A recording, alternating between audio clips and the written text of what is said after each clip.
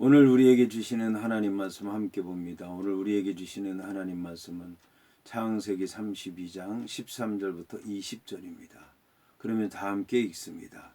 야곱이 거기서 밤을 지내고 그 소유 중에서 형 에서를 위하여 예물을 택하니 암염소가 200이요 숫염소가 20이요 암양이 200이요 숫양이 20이요 전나는 낙타 30과 그 새끼요 암소가 40이요 황소가 10이요 암나귀가 20이요 그 새끼 나귀가 10이라.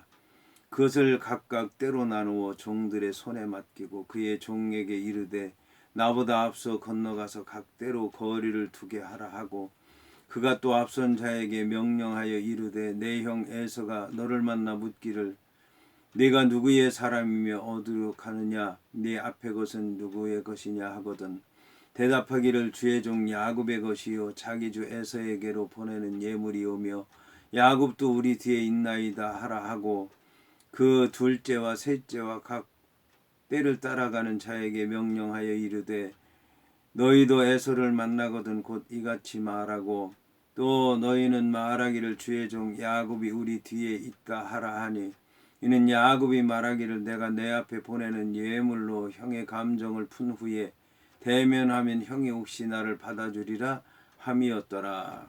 아멘. 오늘 말씀의 제목은 각대로 거리를 두라입니다. 그러면 본문의 말씀을 통해 함께 은혜 나누도록 하겠습니다. 오늘 말씀은 야곱이 거기서 밤을 지내고 그 소유 중에서 형 에서를 위하여 예물을 택했다라고 이제 얘기를 하고 있습니다. 예물이라고 하는 것은 이제 감사의 예물인 것입니다. 놀라운 것은 이 야곱이라고 하는 사람이 준비한 예물이 결코 감사의 예물은 아니라고 하는 것입니다. 그런데 이 감사의 예물이 아니면서도 감사의 예물이라고 표현을 하고 있는 것입니다. 이것은 이제 속으로는 뇌물입니다. 형의 마음을 달래기 위한 것입니다. 거래하기 위한 것입니다. 그러니까 형이 오케이 하고 그냥 받아들이면 그냥 갈 생각이었는데 형이 받아들이지 않을 것 같으니까 형이 받아들이도록 하기 위해서 준 것인데 형을 위한 예물이라고 얘기를 해야 형이 기쁘게 받을 것으로 생각을 하고 이제 보내게 된 것입니다. 더욱 놀라운 것은 야곱이라고 하는 사람이 처음 사자들을 보낼 때는 양떼, 소떼, 염소떼, 낙타, 노새, 노비를 보내지 않고 사람만 보냈습니다. 사람만 보내고 우리 주인이 야곱이 이제 양떼, 소떼, 염소떼, 낙타, 노새 그리고 종들이 많이 있습니다. 말만 한 겁니다. 말만. 그러면 에서라고 하는 사람이 그러냐 만나보자고 그래라. 내가 여기 있는 400명 보내겠다. 아이고 내가 그거 한번 어떤 건지 봐야 되겠다. 내 동생이 잘 키웠나 보겠다. 이렇게 얘기를 했더라 그러면 그냥 주르 데리고 갔을 것입니다. 그런데 이 야곱의 사자들이 가서 얘기를 했는데 에서라고 하는 사람이 400명의 군사를 데리고 있으면서 그 얘기를 들은 척도 안 하고 대응도 안 하고 400명의 군사와 버팅기고 있으니까 야곱이라고 하는 사람이 답답하게 여기게 됐고, 야, 말 가지고는 안 되는 거구나. 직접 보여줘야 되겠구나. 그래서 그때서야 이제는 예물을 택해서 보내게 됐다라고 하는 것입니다. 그러므로 이 예물은 예물이 아닌 것입니다. 뇌물이고 거래고 서로 협상하기 위한 물질에 불과했다라고 하는 사실입니다. 여기서 이제 야곱이라고 하는 사람은 형이 400명 데리고 와서 자기를 대적하게 됐으니까 자기가 모든 걸 다 잃을 수도 있겠구나. 그러니까 예물을 보내야 되겠구나 해서 예물을 택하게 되었는데 600마리가 넘습니다. 이렇게 이제 600마리가 넘는 예물을 야곱이라고 하는 사람은 각각 때로 나누어서 종들의 손에 맡기고 그의 종에게 이르되 나보다 앞서 건너가서 각대로 거리를 두게 하라고 얘기를 합니다. 여기 놀라운 것은 야곱이라고 하는 사람이 그 예물을 한꺼번에 보내는 것이 아니라 때로 나누었다는 사실입니다. 때로 나눈 것만이 아니라 그 때를 거리를 두게 했다는 것입니다. 때로 나누고 거리를 두게 했다는 얘기는 이제 한때가 앞에 가고 또 한참 있다가 또 한때 가고 한참 있다가 또 한때 가고 그렇게 했다는 말씀인 것입니다. 이것은 결국 그 에서라고 하는 사람의 마음을 한꺼번에 이 모든 걸 다 보내게 되면 처음에는 이게 뭐냐? 이렇게 많냐? 그러다가 나중엔 이게 전부냐? 라고 얘기할 게 뻔한 것입니다. 야곱이라고 하는 사람은 그 사람의 심리를 잘 알았기 때문에 한때를 보내고 또 한때를 보내고 또 한때를 보내고 또 한때를 보내고 그렇게 해서 계속 때로 나누어 보내게 되면 처음에는 에서가 이게 뭐야? 꽤 많네. 그러다가 또 한때 가면 이거 말고 또 있어?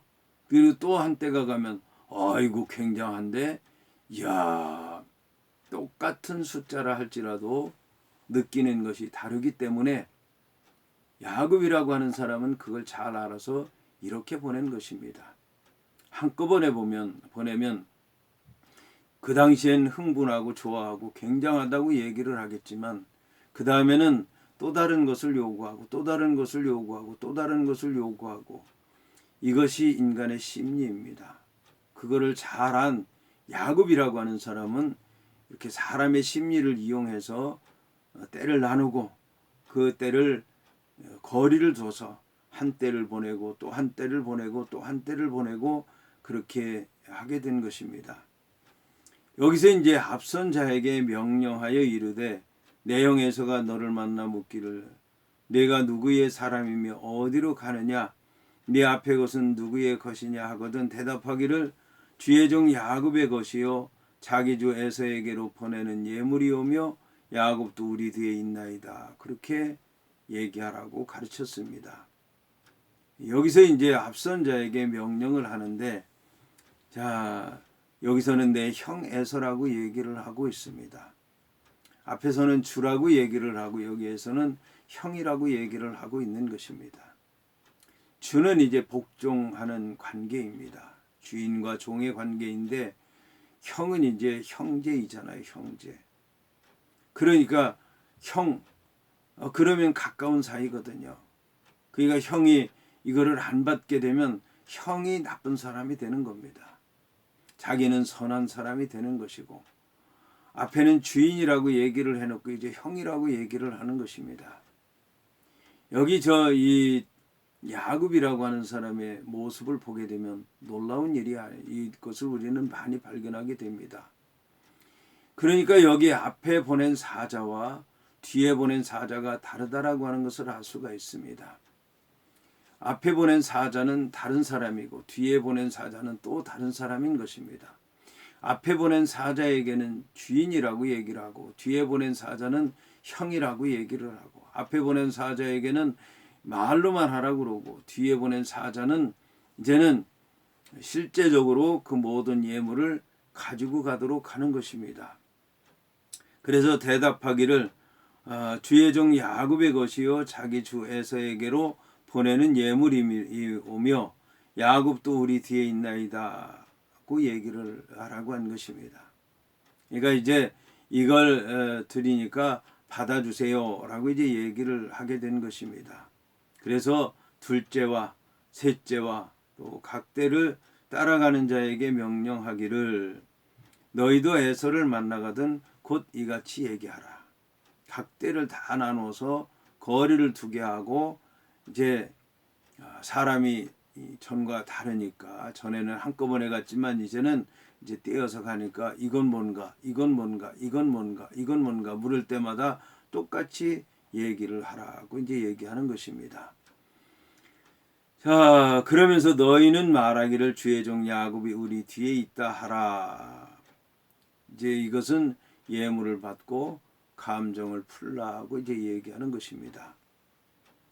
그런데 놀라운 것은 뭐냐면 이렇게 야곱이라고 하는 사람이 한 번도 아닌 두 번씩 이런 일들을 행했지만 서로 각기 다른 일을 행하긴 했지만 그러나 에서라고 하는 사람이 그거를 받고 마음이 풀어지고 야곱과 화해하지를 않았다라고 하는 것입니다. 그런데 이번에 이제 두 번째 예물을 보낼 때는 자식들과 또 여종들과 아내들은 보내지 않았던 것을 볼 수가 있습니다. 물질로 야곱은 형의 그 모든 감정을 풀려고 했지만 형은 받지 않았던 것입니다. 여기서 우리가 알 수 있는 건 야곱은 하나님의 사람이고 하나님께서 보내라고 해서 간 것이고 그리고 천사들까지 함께 했지만 하나님의 말씀을 통해서 믿음으로 기도하는 가운데 모든 일을 이룰 생각을 하지 않고 인간의 생각으로 했다라고 하는 것입니다. 하나님께서 함께 하신다고 했고 하나님의 사자들이 동행했고 기도까지 했는데도 불구하고 인간의 수단과 방법과 재주를 동원해서 이런 일을 행하게 된 것입니다.